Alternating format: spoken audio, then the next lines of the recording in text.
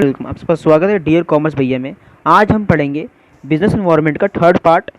ठीक है, ये जो लास्ट पार्ट होगा आपका इस चैप्टर का, और फिर हम इस पार्ट में आपका जो चैप्टर होगा वो एंड कर देंगे। हमने पिछले पार्ट में पढ़ा था डायमेंशंस क्या होते हैं बिजनेस एनवायरनमेंट के, 5 डायमेंशन के बारे में पढ़ा था। टेक्नोलॉजिकल, पॉलिटिकल, सोशल, लीगल, ठीक है, इकोनॉमिकल, हमने इनके बारे में पढ़ा था। आज हम पढ़ेंगे इकोनॉमिक इन्वायरमेंट इन इंडिया। अब इकोनॉमिक जो आए इंडिया में वो क्या थे, बेसिकली हमें उनके बारे में थोड़ा जानना है। क्या आखिर ये होते क्या हैं, कैसे वो वर्क करते हैं, क्या था ये आखिर में। ठीक है, अब इकोनॉमिक्स इन इंडिया में आया तो आपको पहले से मालूम होगा, जो पहले हमारा जो ब्रिटिश टाइम था, तो ब्रिटिश टाइम पे हमें ब्रिटिश ने रूल किया था हम पे।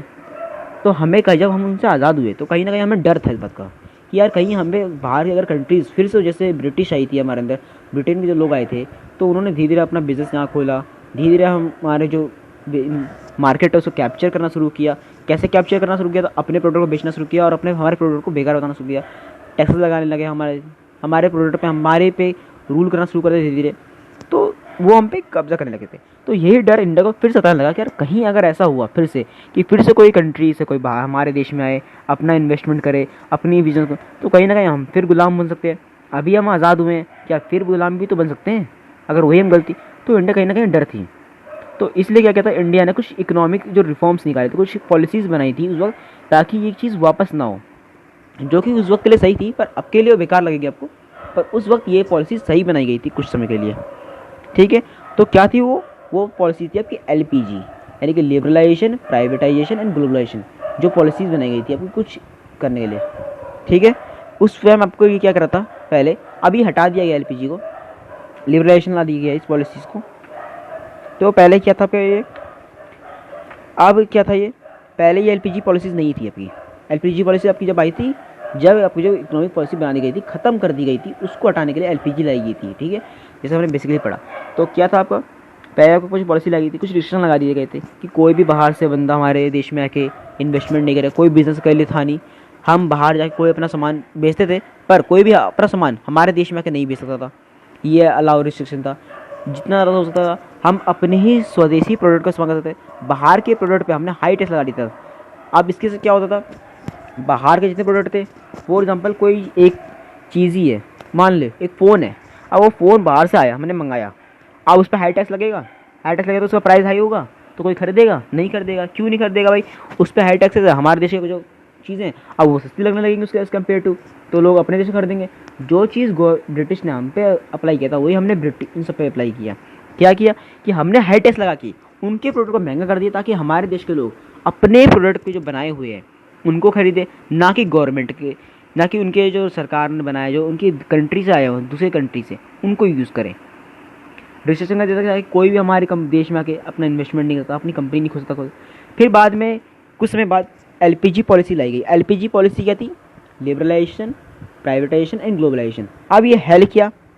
LPG का मतलब, लिबरेशन का मतलब क्या था, लिबरेशन में ये था कि जो भी था एक लाइसेंसिंग सिस्टम प्रोवाइड करना, ताकि जो लोग हैं अपना जो बिज़नेस है वो हमारे देश में, हमारी कंट्री में इन्वॉल्व कर सके, ला सके। ठीक है, तो उसी को हम लिबरेशन बोलते हैं। मैं आपको दिखा देता हूँ लिबरेशन के बारे में। ये देखिए, economic reform the liberation the Indian business and industry from all unnecessary control and restriction. इन सबको हटा दिया गया था, जितने भी रिस्ट्रिक्शन थे वो हटा दिए गए थे। They signal the end the licence permit quota. ठीक है, लाइसेंस परमिट क्वाटा, ये उसको अपडेट किया गया था licensing and permit and quota के नाम से। ठीक है, लिबरेशन को ही बाद में। तो लाइसेंस क्या है, तो लिबरेशन में क्या था कि लाइसेंस प्रोवाइड करना, ताकि आप आइए, आपको पूरी फ्रीडम दे रहे हैं कि आप हमारे एक इन्विटेशन दे रहे हैं कि हाँ आप आ सकते हैं हमारी कंट्री में। लाइसेंस देंगे हम उन्हें कि आप हमारी कंपनी, जो अपनी कंपनी है हमारी कंट्री में रजिस्टर करिए। अब इसकी ज़रूरत क्या थी भाई, अगर कोई फॉरेन कंपनी अगर हमारे देश में इन्वेस्ट ही नहीं करेगी तो पैसा कहाँ से आएगा, हमारा देश तो गरीब रह जाएगा। क्यों हम इतना मोटिवेट करते हैं कि बाहर के लोगों को कि आप आइए हमारी कंट्री में इन्वेस्टमेंट करिए, वो इन्वेस्टमेंट करेंगे, प्रोडक्शन होगा, मनी सर्कुलेशन हमारे कंट्री में और ज़्यादा बढ़ेगा। तो ये चीज़ें हैं, तो लाइसेंसिंग कराई गई। फिर क्या था, प्राइवेटाइजेशन। अब भाई इतना सारा पैसा कहाँ से लाएगी गवर्नमेंट, तो गवर्नमेंट ने कहा कि प्राइवेटाइजेशन करना, कि जितना ज़्यादा प्राइवेट कंपनी के पास ये सब चीज़ें जाएंगी तो सही होंगी। अब आपने देखा होगा प्राइवेट कंपनी करी गई, private schools, private hospitals, private जो कंस्ट्रक्शन होते हैं रोड्स के, वो डैम्स के कॉन्ट्रैक्ट, ये सब चीज़ें प्राइवेट बैंक भी आपको दिखती होंगे, जितने सारे प्राइवेट बैंक्स भी, बहुत सारे प्राइवेट बैंक हैं, ठीक है, प्राइवेट कंपनीज़ हैं। तो जितनी भी चीज़ें प्राइवेट कराई गई, क्यों कराई गई? ताकि ये जो प्राइवेट लोग हैं वो अपना पैसा इन्वेस्ट करें। गवर्नमेंट तो इतना सारा पैसा दे नहीं सकती।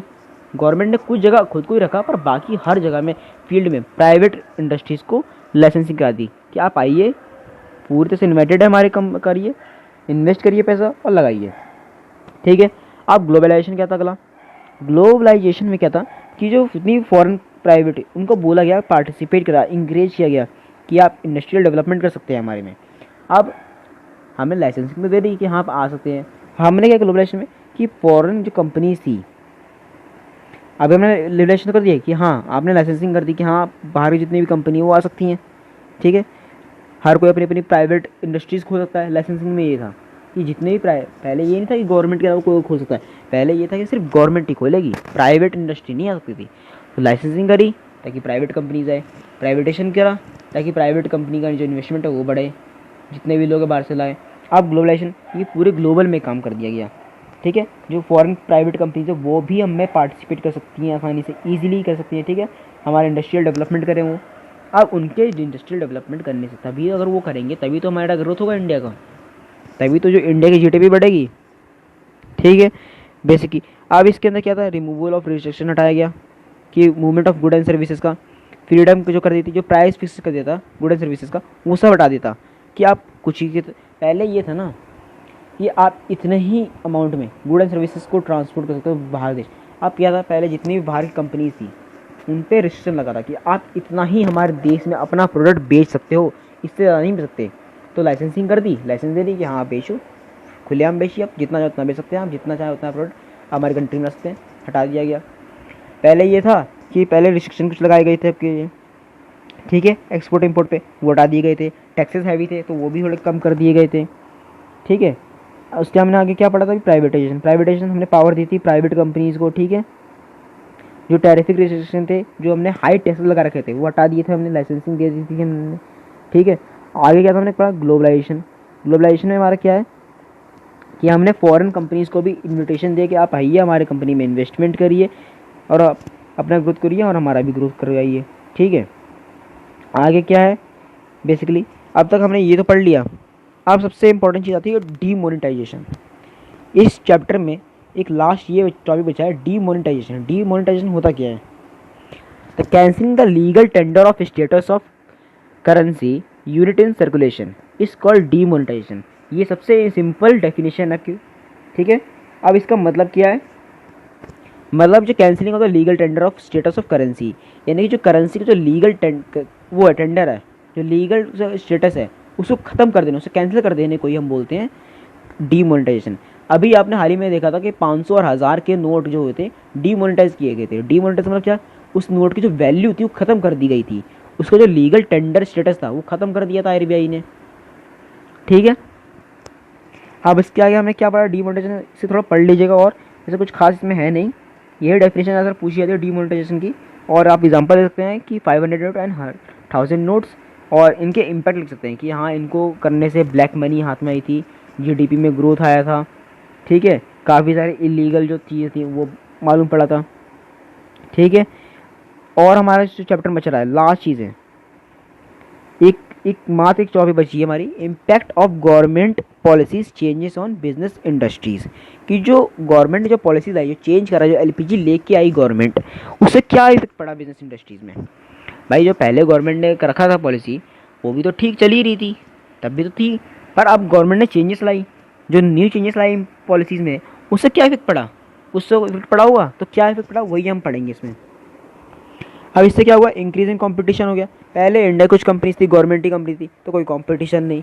अब प्राइवेट कंपनीज आई, बाहर की फॉरेन कंपनीज भी आ गई, ठीक है, आपके देश की कुछ कंपनीज थी, तो इससे क्या हो गया? इंक्रीज इन कंपटीशन, यानी कंपटीशन बढ़ गया, सीधी सी बात है, जितने ज़्यादा लोग होंगे उतना ज़्यादा कंपटीशन।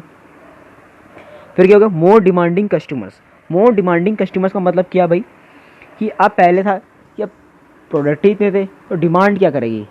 अब आपके पास एक ही है, पेप्सी थी, तो क्या लोग बोलेंगे भाई कोई डिमांड करेंगे भाई कोल्ड ड्रिंक चाहिए पीने के लिए, तो क्या लोग पेप्सी तो लेंगे। पर अब कोक है, थम्स अप है, पेप्सी है, माज़ा है, तो आपकी वैरायटी है, कोका कोला है, आपकी लिम्का है, स्प्राइट, तो वैरायटी आ गई। तो लोग क्या बोलते हैं, भाई हमें कोक दे दीजिए। आप भी कभी शॉप पे आते होंगे, बोलते हैं भैया जरा स्प्राइट दे दो, दीदी जरा स्प्राइट दे दीजिए, ऐसे तो बोलते होंगे आप। तो अब डिमांड बढ़ गई, तो मोर डिमांडिंग कस्टमर्स आ गए। अब मोर डिमांडिंग कस्टमर्स क्यों हो गए? क्योंकि डिमांड अलग अलग कर रहे हैं। पहले डिमांड ही नहीं थी। डिमांड क्यों नहीं थी? क्योंकि पहले सेम प्रोडक्ट थे। अब भाई कॉम्पिटिटर्स आए हैं, न्यू कंपनीज आई हैं, तो सीधी सीधी बात है, नए नए प्रोडक्ट आएंगे। Rapid changing in technology environment. अब इस जो नई चीज़ आई, तो टेक्नोलॉजी में जो चेंजेस आती थी वो जल्दी आने लगी। क्यों आने लगी? अब पहले कोई कंपनी ही नहीं थी, तो टेक्नोलॉजी में बदलाव जो आएंगे, क्या हमारे देश में आ पाएंगे? नहीं आ पाएंगे ना, हम तो पिछड़े रह जाएंगे। अब जो भाई सारे बदलाव तो हम ला नहीं पाएंगे। क्या हम सब में अपडेट है? सब क्या हम सब में एक्सपर्ट होते हैं? नहीं होते ना। हर इंसान अपने अपनी फील्ड में एक्सपर्ट होता है। तो जो इंसान जिस फील्ड में अपडेट है तभी तो वो आएगा, तभी तो कुछ काम बनेगा। अब एक बच्चे को बोला जाए भाई पढ़ाओ, तो कैसे पढ़ाएगा वो जब उसे कुछ आता नहीं होगा? तो अब उसे कुछ आता होगा तो पढ़ाएगा भाई। ठीक है, तो रैपिड चेंजेस आई, necessity of for changes I.